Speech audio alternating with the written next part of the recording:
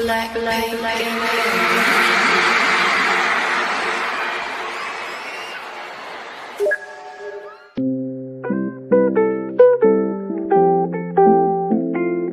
think I would sing like Beyonce's Listen when I couldn't reach the notes because I was a terrible singer, but I used to do that. And I think my dad was like, okay, I think she wants to do music. And he asked me, do you want to take an audition? And I was like, I didn't even know if I was qualified. So I was like, that isn't a question. Like, can I? Like, am I allowed to? Like, but it was funny because I was like, yeah, okay. And then my parents had a whole fight about it. Like, mum was worried, but in the end, they decided to be really, really supportive of it. And I flew all the way from Melbourne to Sydney to take the audition, and I got it.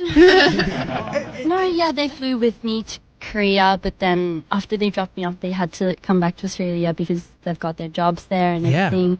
So that's when these girls became my like family, and they really, really stuck by me through all those times.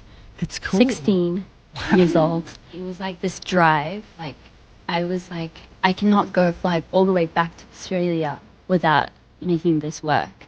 Like I felt like it was a fight against myself because it was really, really difficult, to be honest, you know, being away from family, and I was so young. I had never slept outside of my house for like more than 2 weeks, you know, at that age. Yeah. But I had to just leave, and the culture wasn't like fully like in my blood yet. So it was very difficult, but for me it was more like, I have to make this work. All right. Like, you know, I'm never going to leave Korea without making this work. It was more like my drive. I was more like angry about it. Like, this has to work. Yeah.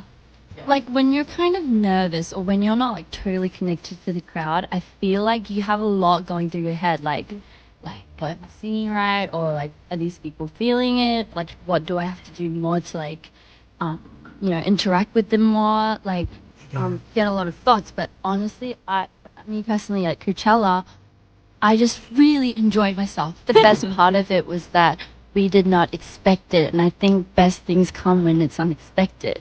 Like even in the morning of the show, I was in bed and I kind of, to be honest, was thinking, okay, maybe like tonight, there might not be like a full crowd, but still like I'm gonna have to do my best today, is what I thought. Until we walked out on stage, we didn't even have time to talk about it, but we were like, and then the music came on, and I'm like, oh my gosh! And it took me a whole hour to really figure out that everybody that was standing there was actually looking at us. They weren't there for like a different show. They weren't like faced like a different way. They were faced towards us, and it was crazy. So when we put out music, we don't really always go, okay, this has to be like the next big thing, this has to hit numbers. We don't like count them and like, you know, wait for them to like rock up. It's like usually we really work hard on what we want to present as a group.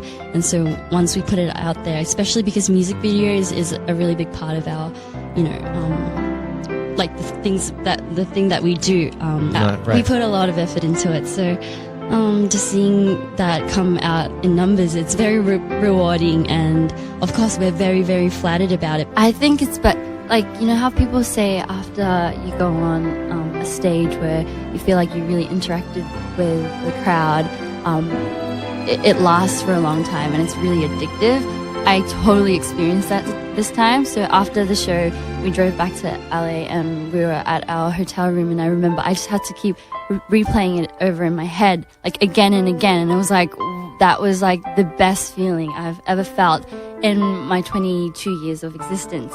It's really, really surreal. Like it's so like life-changing. I loved the whole experience. It's like so beautiful, and everybody is just amazing. Like, everyone in the crowd.